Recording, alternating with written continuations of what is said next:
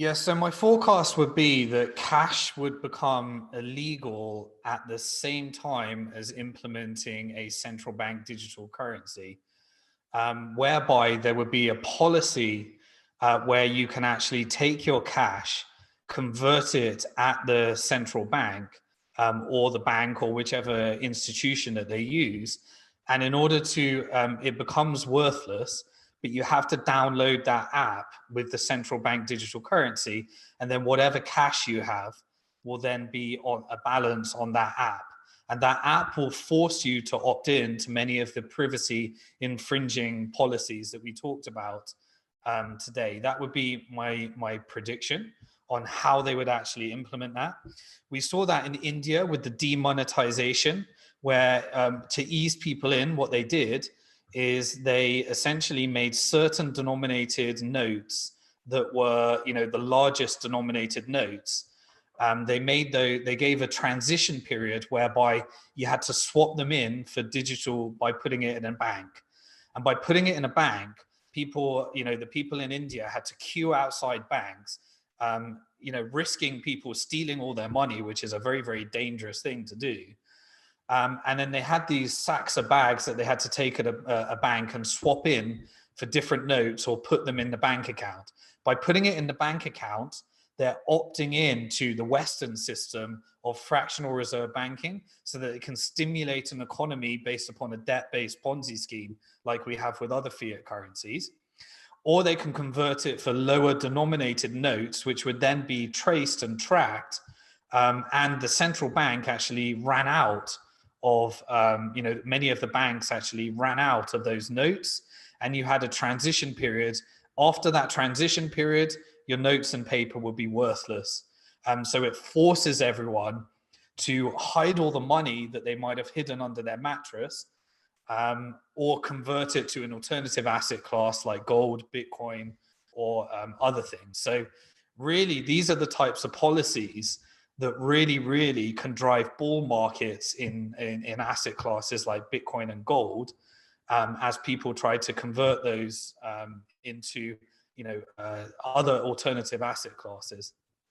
And then in previous videos, one of the videos that I released this week was, well, wouldn't governments ban it? Then you can refer to my other video called where I went through some of the scenarios of what might happen if a government tried to ban Bitcoin as a result of that.